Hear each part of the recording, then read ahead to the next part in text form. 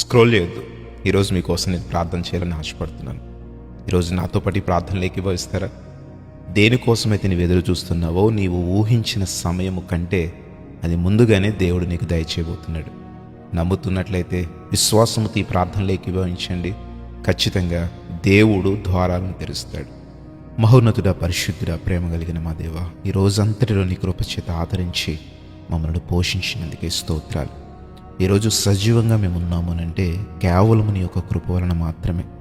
మమ్మల్ని ప్రేమించి మమ్మల్ని ఆదరించి మా ప్రతి పనిలో కూడా మీరు తోడై ఉండి మా చేతి పనిని దీవించి మా కష్టార్జితమును దీవించి ఈ రోజంతటిలో క్షేమమును భద్రతను మాకు దయచేసి ప్రభువా, క్షేమముగా గృహాన్ని చేరుటకు నీవు మాకు చూపించిన గొప్ప కృపను బట్టి ఎంతగానో నిన్ను స్తుతిస్తూ ఉన్నాం తండ్రి. ఎంతమంది బిడ్డలైతే విశ్వాసంతో ఈ ప్రార్థనలు ఏకీభవించారో ప్రతి ఒక్కరిని దర్శించండి, నీ కృపచేత ఆదరించండి.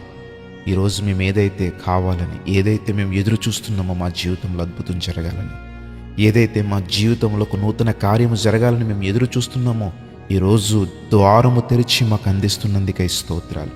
విశ్వసించువాడు కలవరపడు అని పరిశుద్ధ గ్రంథం సెలవిస్తుంది. అవును ప్రభువా, నీ యందు విశ్వాసం ఉంచేవాడు కలవరపడు. ఈరోజు కలవరాన్ని మాలో నుండి తీసివేయండి. నీ పరిపూర్ణ విశ్వాసమును మాలో పెంపొందించమని అడుగుతూ ఉన్నాం దేవా. విశ్వసిస్తున్నాం, నీ సన్నిధిలో మేము నీ యొక్క అద్భుత కార్యాన్ని చూడబోతున్నాం తండ్రి. నీకు స్తోత్రాలు అయ్యా. ప్రతి ఒక్కరిని పేరు పేరుని దీవించండి.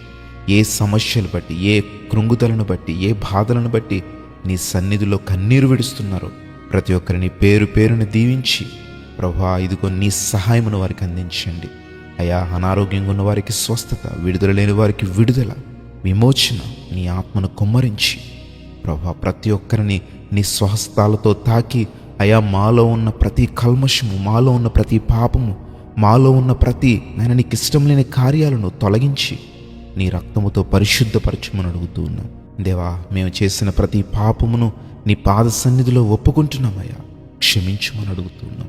ఈరోజు నీ బిడ్డలు విశ్వాసముతో ఎదురు చూస్తున్నారు. విశ్వసించి నీ సన్నిధిలో అడుగుతున్న ప్రతి బిడ్డను మీరు దర్శించి నూతన కార్యమును వారి జీవితం పట్ల జరిగించమని వారు సాక్షిగా నేను నిలవబడాలి. దేవుడు నా ప్రార్థన విని నాకు సహాయం దయచేశాడు, నాకు విజయాన్ని ఇచ్చాడు, నాకు విడుదలనిచ్చాడు అనే గొప్ప సాక్షిగా వారిని మలుచుకోమని యేసు నామములో అడుగుచున్నాము తండ్రి.